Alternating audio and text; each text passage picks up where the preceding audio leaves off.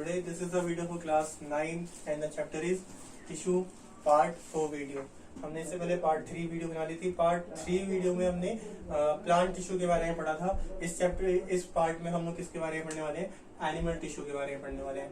Part 2 में भी हमने एनिमल टिश्यू के पार्ट देखे थे कि एनिमल टिश्यू कितने में डिवाइड होता है. ठीक है, एनिमल टिश्यू के 4 पार्ट्स होते हैं. ठीक है, अब हम उनके लोकेशंस देखने वाले हैं इस वीडियो में कि वो जो टिश्यू होते हैं वो कहाँ कहाँ पे प्रेजेंट होते हैं. ठीक है, तो टिश्यू उसमें टॉपिक है आज का हमारा एनिमल टिश्यू. तो एनिमल टिश्यू क्या होता है? The tissue present in animal are called animal tissue. Animal tissue के 4 पार्ट्स होते हैं जैसे कि epithelial tissue, connective tissue, muscular tissue and nervous tissue. ठीक है, इन चारों के बारे में हमने पार्ट 2 वीडियो में भी हमने इसके बारे में देखा पढ़ा है. एपिथेलियल टिश्यू क्या होता है? प्रोटेक्टिव टिश्यू होता है. Epithelial tissue is the protective tissue. हमारे जितने भी ऑर्गन्स होते हैं उसके ऊपर एक प्रोटेक्टिव टिश्यू होता है. वही टिश्यू क्या होता है? एपिथेलियल, जो ऑर्गन्स को क्या करता है? प्रोटेक्ट करता है.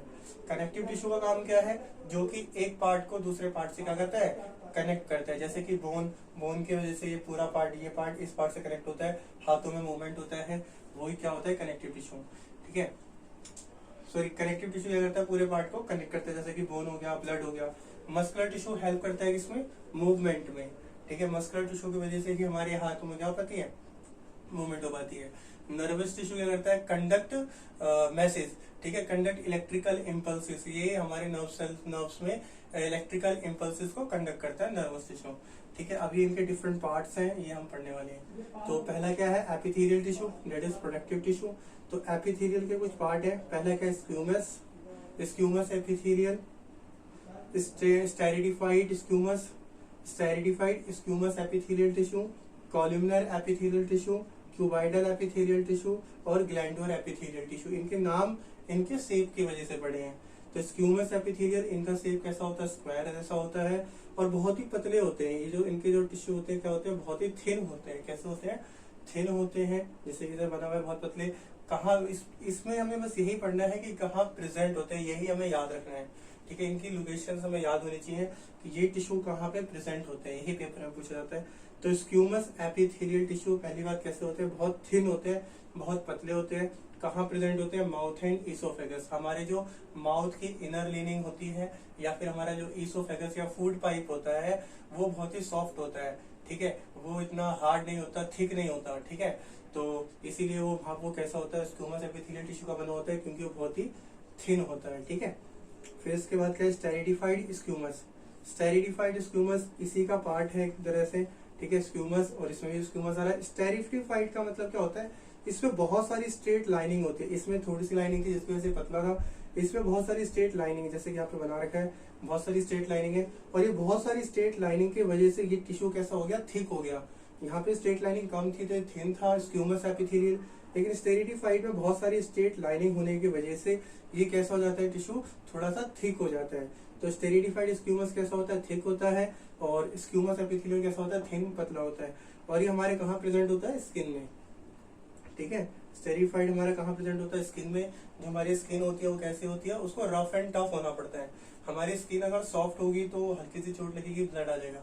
इसीलिए हमारी स्किन हमारी कौन सी टिश्यू से बनती है? स्टेरिडिफाइड स्क्यूमस एपिथेलियल. बिकॉज वो बहुत सारे स्टेरिडिफाइड, बहुत सारी लाइनिंग से मिलके बनती है, जिसकी वजह से हमारी स्किन कैसे बन जाती है? टफ बन जाती है. ठीक है, तो हमारी स्किन में होती है. फिर columnar epithelial tissue. Columnar name से कैसा होता है? कॉलम शेप का होता है, जैसे कि कॉलम बने हुए. ठीक है, ये हमारे कहाँ प्रेजेंट होते हैं? ये हमारे प्रेजेंट होते हैं इंटेस्टाइन में, स्मॉल इंटेस्टाइन या लार्ज इंटेस्टाइन में. इनका काम होता है एब्जॉर्प्शन का. ये क्या करते हैं? ब्लड को या फूड को एब्जॉर्ब करते हैं. ठीक है, तो ये कॉलमनार टिश्यू होते हैं. इनका शेप कैसा होता है? कॉलम जैसा शेप होता है, जैसे कि यहाँ बना रखे हैं. ठीक है, तो और इन्हीं को हम सीलेटेड भी बोलते हैं. कॉलमनार टिश्यू को सीलेटेड भी कहते हैं क्योंकि जो हमारे स्मॉल इंटेस्टाइन में जो फूड को एब्जॉर्ब करता है डाइजेशन के बाद, वो होते हैं सीलिया. क्या होते हैं? सीलिया. और सीलिया का जो स्ट्रक्चर होता है वो इस तरीके से होता है, फिंगर लाइक प्रोजेक्शन होती है. तो फिंगर लाइक प्रोजेक्शन को हम क्या बोलते हैं? सीलिया बोलते हैं. या और इसका शेप कैसा होता है? कॉलम जैसा होता है. इसीलिए इसको कॉलमनार एपिथेलियल या फिर सीलेटेड एपिथेलियल भी बोल सकते हैं. कहाँ प्रेजेंट होता है? हमारे इंटेस्टाइन में प्रेजेंट होता है. ठीक है, फिर उसके बाद क्या है क्यूबाइडल। क्यूबाइडल नाम से पता लग रहा है क्यूबाइडल कैसा होता होगा, क्यूबाइडल का मतलब होता है क्यूब, ठीक है। इसका शेप कैसा होता है, क्यूब जैसा होता है, ठीक है।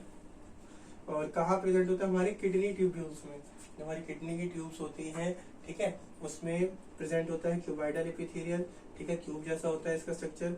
फिर उसके बाद सैलिवरी ग्लैंड, हमारा जो सैलिवरी ग्लैंड होता है वहां पर भी क्यूबाइडल एपिथेलियल टिश्यू प्रेजेंट होता है। और उसके बाद ग्लैंडुअर, ग्लैंडुअर एपिथेलियल टिश्यू क्या है, एक्स्ट्रा में है। ग्लैंडुअर एपिथेलियल जहाँ भी हमारे ग्लैंड्स एंजाइम सीक्रेट करते हैं, ठीक है, जो ग्लैंड्स होते हैं, सैलिवरी ग्लैंड हो गया, ठीक है, या फिर कोई दूसरे जो ग्लैंड्स होते हैं वो एंजाइम सीक्रेट करते हैं या हार्मोन सीक्रेट करते हैं, तो वहां पे कौन सा ग्लैंड टिश्यू प्रेजेंट होता है, ग्लैंडुअर एपिथेलियल टिश्यू। इनका जो स्ट्रक्चर होता है कुछ इस तरीके से होता है, ठीक है, नीचे बना रखा है, इस तरीके से इसका स्ट्रक्चर होता है। यहाँ पे स्पेस खाली होता है, यहीं से क्या होता है, एंजाइम सीक्रेट होता है, ठीक है। तो ये क्या है, ग्लैंडुअर एपिथेलियल टिश्यू, ठीक है। तो ये थे हमारे एपिथेलियल टिश्यू के पार्ट्स, कौन कौन से, स्क्यूमस, स्टेरिडिफाइड स्क्यूमस, कॉलमनर, क्यूबाइडल और ग्लैंडुअर, ये पार्ट थे। फिर उसका कनेक्टिव टिश्यू है हमारा। कनेक्टिव टिश्यू हमने पार्ट 2 वीडियो में बहुत अच्छे से देखा था, वही चीज फिर से रिपीट हो रही है यहाँ पे। कनेक्टिव टिश्यू के डिफरेंट पार्ट्स हैं। कनेक्टिव टिश्यू वो होते हैं जो कि डिफरेंट बॉडी पार्ट्स को कनेक्ट करते हैं, blood, bone, cartilage, ligament, tendon, adipose और एरोलर। तो अब इन सबके अंदर, इन टिश्यू के अंदर क्या होता है, ये सारे टिश्यू एक ही टाइप के होते हैं, कुछ इस तरीके से टिश्यू होते हैं। और इन टिश्यू के अंदर क्या होता है, एक मीडियम जरूर होता है। मैंने बताया था आपको पार्ट 2 में कि कनेक्टिव टिश्यू में क्या होता है, मीडियम जरूर होता है, ठीक है। तो ये चीजें देखनी है। अब इसके बाद ब्लड हमारे हर सेल में होता है, पूरे सेल्स में हमारा क्या होता है, ब्लड होता है, तो कनेक्टिव टिश्यू है। ब्लड के अंदर जो मीडियम होता है वो क्या होता है, प्लाज्मा होता है, ठीक है। ब्लड के अंदर मीडियम क्या होता है, प्लाज्मा। उसके अंदर सेल कौन से होते हैं, आरबीसी, डब्ल्यूबीसी या प्लेटलेट्स, ये सेल्स होते हैं। फिर उसके बाद बोन, बोन के अंदर जो मीडियम होता है वो क्या होता है, कैल्शियम फॉस्फेट, ठीक है, कैल्शियम फॉस्फेट मीडियम होता है। और बोन पता ही कनेक्ट कर रहा होता है हमारी पूरी बॉडी को। कार्टिलेज, कार्टिलेज मैंने बताया था, बोन के कॉर्नर्स पे सॉफ्ट सी चीज होती है। अगर ये बोन है हमारी, ठीक है, ये बोन है, तो बोन के कॉर्नर्स पे सॉफ्ट सी चीज होती है, इसी चीज को क्या बोलते हैं, सॉफ्ट पार्ट को कार्टिलेज कहते हैं। क्या कहते हैं, कार्टिलेज। जैसे कि हमारे ये ईयर लोब्स होते हैं, ठीक है, तो ये क्या होता है, सॉफ्ट पार्ट होता है बोन का, उसको हम क्या बोलते हैं, कार्टिलेज बोलते हैं।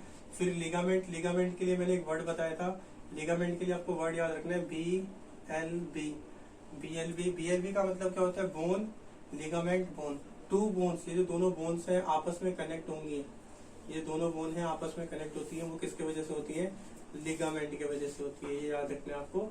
तो वर्ड यहाँ पे याद रखना है BLB, ठीक है। कार्टिलेज के लिए वर्ड क्या याद रखना है, सॉफ्ट बोन, जो बोन की जो सॉफ्ट पार्ट होता है उसी को कार्टिलेज कहते हैं। टेंडन के लिए भी एक वर्ड बताया था, वो क्या था, MTB। MTB मतलब मसल टू बोन, बोन से जो मसल आके कनेक्ट होती है, ठीक है, जो मसल से वो बोन से कनेक्ट होती है, वो किसकी वजह से होती है, टेंडन की वजह से होती है। फिर उसके बाद एडिपोस, जो हमारी बॉडी में फैट टिश्यू होता है, उसको हम एडिपोस बोलते हैं। और एरियोलर, एरियोलर क्या होता है, बिलो द स्किन, हमारी स्किन और हमारी बॉडी को जो कनेक्ट करता है, स्किन और बॉडी को जो कनेक्ट करता है, वो कौन सा टिश्यू होता है, एरियोलर टिश्यू होता है, ठीक है। तो ये था कनेक्टिव टिश्यू के बारे में। फिर उसके बाद हमारा मस्कुलर टिश्यू। तो मस्कुलर टिश्यू ये इंपॉर्टेंट है, मस्कुलर टिश्यू पेपर में आता भी है। तो मस्कुलर टिश्यू एक ऐसा टिश्यू होता है जो इन दोनों से अलग होता है।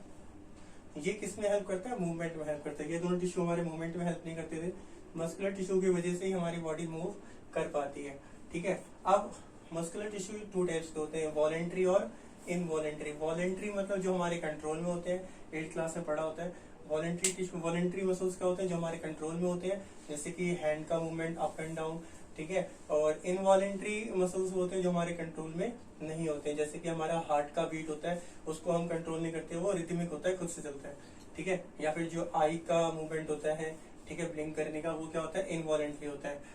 तो ये जो हमारे 4 टाइप्स के मस्कुलर टिश्यू हैं, सॉरी 3 टाइप्स के, कौन कौन से, स्ट्रेटेड, स्मूथ और कार्डिक। 3 टाइप्स हमारे क्या होते हैं, मस्कुलर टिश्यू होते हैं, स्ट्रेटेड, स्मूथ और कार्डिक। इनमें से अगर इनके कैरेक्टरिस्टिक्स की बात करें तो सबसे पहले आपको यही ध्यान रखना है कि कौन सा टिश्यू वॉलेंट्री है और कौन सा इनवॉलेंट्री है। तो यहाँ पे देख लेते हैं हम, स्ट्रेटेड जो होता है वो क्या होता है, वॉलेंट्री, क्या होता है, वॉलेंट्री होता है। सबसे पहले आपको यही बताना है, अगर इन तीनों में से किसी के बारे में पूछा जाए तो सबसे पहले हमें ये बताना है कि वॉलेंट्री है कि इनवॉलेंट्री। वॉलेंट्री मतलब हम कंट्रोल कर सकते हैं, इनवॉलेंट्री मतलब हम कंट्रोल नहीं कर सकते। स्टेटेड का स्ट्रक्चर कुछ इस तरीके से होता है, ये हमारे हाथों में प्रेजेंट होते हैं, जो हैंड्स होते हैं, ठीक है। तो हम हैंड को अपने विल से, अपनी इच्छा के अनुसार कंट्रोल कर सकते हैं, इसीलिए वो कौन सा टिश्यू होगा, वॉलेंट्री होगा।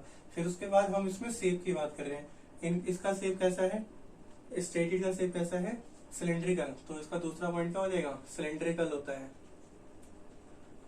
ठीक है, सिलेंड्रिकल है। फिर नेक्स्ट पॉइंट क्या होगा इसमें, ये क्या है, न्यूक्लियस है, जो ये डार्क डार्क से बने हुए क्या है, न्यूक्लियस है। तो यहाँ पे एक सेल के अंदर बहुत सारे न्यूक्लियस हैं, एक सेल के अंदर बहुत सारी न्यूक्लियस है, तो ये मल्टी न्यूक्लिएटेड है। क्या है, मल्टी न्यूक्लिएटेड, मल्टी न्यूक्लिएटेड। और लास्ट पॉइंट, इसमें कोई ब्रांच नहीं है, बिल्कुल स्टेट बना हुआ है, ब्रांच नहीं है, तो ये होगा अनब्रांच। क्या होगा, अनब्रांच। तो मस्कुलर टिश्यू को याद करने के लिए हमें इनके डायग्राम याद कर लेंगे तो याद हो जाएगा। तो हमने इसमें देखा कि वॉलेंट्री है, ये याद रखना है कि पहला पॉइंट ये होगा वॉलेंट्री या इनवॉलेंट्री। तो वॉलेंट्री है। दूसरा इसमें हमने क्या याद रखा कि इसका शेप क्या है, शेप सिलेंड्रिकल है, तो cylindrical.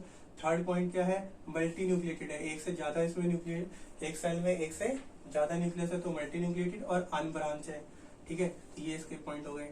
Smooth muscle, smooth muscle कैसा होता है, इनवॉलेंट्री। कैसा होता है, इनवॉलेंट्री। तो हमारा फर्स्ट पॉइंट यही है, वॉलेंट्री या इनवॉलेंट्री। तो कैसा होता है, इनवॉलेंट्री कहाँ प्रेजेंट होता है, हमारे आईज में, ठीक है। तो हमारी आईज हमारे कंट्रोल में नहीं होती है, वो अपने आप ही ब्लिंक करती है, तो ये इनवॉलेंट्री होता है। बाकी आप बुक में देखो कि कहाँ पे और प्रेजेंट होता है, ठीक है। तो इनवॉलेंट्री होता है। दूसरा, इसका शेप सिलेंड्रिकल था, इसका शेप क्या है, स्फेरिकल है। इसका शेप स्फेरिकल नहीं है, इसका शेप कैसा होता है, स्पिंडल होता है, इसको स्पिंडल शेप बोलते हैं। ये जो शेप बना हुआ है ये स्पिंडल शेप होता है, ठीक है। तो ये स्पिंडल शेप है, स्पिंडल शेप। थर्ड के बाद इसमें हमने देखा था मल्टी न्यूक्लिएटेड, एक सेल में एक से ज्यादा न्यूक्लियस थे। यहाँ पे एक सेल में एक ही न्यूक्लियस है, ये डार्क करा हुआ एक ही न्यूक्लियस है, तो ये एक न्यूक्लियस है, तो uninucleated, uninucleated. Multinucleated एक से ज्यादा, यूनी न्यूक्लिएटेड मतलब वन, ठीक है। और फिर उसके बाद इसमें लास्ट पॉइंट क्या देखा था, ब्रांच। ब्रांच है कि नहीं, इसमें ब्रांच नहीं थी तो अनब्रांच, इसमें भी ब्रांच नहीं है तो ये भी क्या होगा, अनब्रांच। तो ये इसका पॉइंट हो गया, ठीक है। कहाँ प्रेजेंट होता है, हमारे आइस में, ठीक है। कार्डिक मसल, कार्डिक मसल कहाँ प्रेजेंट होता है, हमारी हार्ट में, हार्ट में हमारे कार्डिक मसल प्रेजेंट होता है, ये याद रखना जरूरी है। तो हमारा हार्ट हमारे कंट्रोल में नहीं होता, तो ये कैसा होगा, इनवॉलेंट्री। कैसा होगा, इनवॉलेंट्री, ठीक है, खुद से ही बीट करते हैं, इनवॉलेंट्री है। उसके बाद शेप कैसा है इसका, इसका शेप कैसा है, सिलेंड्रिकल है इसका शेप भी, तो सिलेंड्रिकल, ठीक है। फिर उसके बाद यहाँ पे एक सेल में, जैसे एक सेल ये होगा, एक सेल में एक ही न्यूक्लियस है, ठीक है। यहाँ पे सेल में न्यूक्लियस डिवाइड हो रखे हैं, एक सेल में एक ही न्यूक्लियस है, तो ये होगा यूनी न्यूक्लिएटेड, यूनी न्यूक्लिएटेड। और यहाँ पे ब्रांचेस हैं, जैसे ये सेल था इससे ब्रांच है, तो ये ब्रांच होगा। तो हमने यहाँ पे देखा कि मस्कुलर टिश्यू का जो स्टेटेड मसल था वो वॉलेंट्री था, बाकी तो क्या है, इनवॉलेंट्री। ये दोनों क्या थे, अनब्रांच, और सिर्फ ये क्या है, ब्रांच है, ठीक है। तो इस तरीके से याद रखना है, ये दोनों क्या है, यूनी न्यूक्लिएटेड, और स्टेटेड मसल क्या है, मल्टी न्यूक्लिएटेड, ठीक है। ये और ये सिलेंड्रिकल था, ये स्पिंडल शेप है, ठीक है। फिर उसके बाद नर्वस टिश्यू है। नर्वस टिश्यू क्या करता है, conduct electrical impulse, electrical impulse. Nervous tissue help करता है इलेक्ट्रिकल इम्पल्स कंडक्ट करने के लिए। ये मैसेज को एक जगह से दूसरी जगह पर ट्रांसफर करता है। ब्रेन से कोई मैसेज आता है दूसरे पार्ट में जाता है, तो वो कौन करता है, नर्वस टिश्यू। या फिर अदर पार्ट से जो मैसेज आता है ब्रेन तक जाता है, वो भी कौन कर लेके जाएगा, नर्वस टिश्यू, ठीक है। तो ये न्यूरॉन का डायग्राम है और अच्छे से आप बना लेना, ठीक है। फिर ये वाला पार्ट क्या होता है, ये होता है साइटोन, आपकी उसके लेबलिंग याद होनी चाहिए, साइटोन होता है। फिर यहाँ पे बहुत सारे जो निकल रहे हैं इनको बोलते हैं डेंड्राइट्स। क्या बोलते हैं, डेंड्राइट्स, ठीक है, डेंड्राइट्स। ये वाला जो पार्ट है इसको बोलते हैं एक्सॉन, ठीक है। और लास्ट में ये जो है ये होता है नर्व एंडिंग। क्या होता है, नर्व एंडिंग। ठीक है, ये हमारा पूरा न्यूरॉन होता है। अब चाहे हम बात करें ब्रेन की या स्पाइनल कॉर्ड की या न्यूरॉन की, उसका स्ट्रक्चर इसी तरीके से होता है। ब्रेन, स्पाइनल कॉर्ड और न्यूरॉन जो मैसेज लेके जाता है वो इसी की वजह से लेके जाता है। और इसके बारे में, न्यूरॉन के बारे में हम लोग 10th क्लास में और अच्छे से इसके बारे में डीपली पढ़ेंगे। तो यही पूरा था एनिमल टिश्यू के बारे में, और इसी के साथ हमारा चैप्टर भी टिश्यू क्या हो गया, खत्म हो गया। ठीक है।